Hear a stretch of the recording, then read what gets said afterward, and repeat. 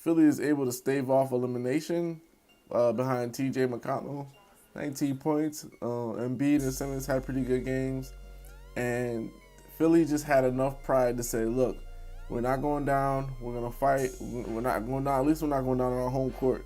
I think Game 5 they're gonna lose that game. Celtics, after a while, they kind of unraveled down the stretch.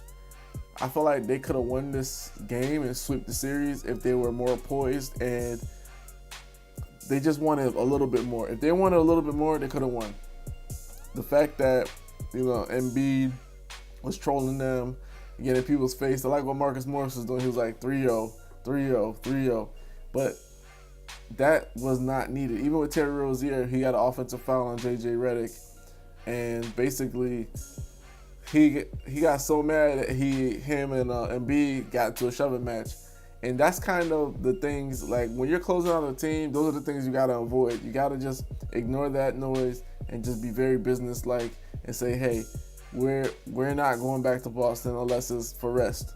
So now they have to play a Game 5 on their home court, which they haven't lost in the playoffs at home, though I think entire playoffs. So they have a good shot to close them out. This is good for Brett Brown in a sense that now at least Jerry Colangelo can say, hey, you guys didn't get swept, so I might not fire you this time. Compare that to Dwayne Casey, who essentially got swept, lack of execution, lack of everything, compared to Brett Brown, who's in a better position. You would say Brett Brown, right? Exactly. So this is good for his career, his reputation at least. And it's also a teaching moment for the Philadelphia 76ers.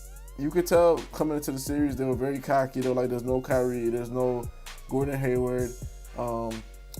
Jaylen Brown seems hobbled. We got this. And no, y'all didn't. So it just shows teams and people that are on the outside watching as well. The NBA is full of professionals that they're really good, they're not scrubs, and they can ball. So if you give them an opening, they will take it and they will exploit you. Unless they're the Toronto Raptors. That's a whole different story. But we'll see what happens in Game 5. I expect them to close it out in great fashion, and I expect them to really run them off the court, honestly. Because they're going to have the energy, and that's what they lacked in Game 4.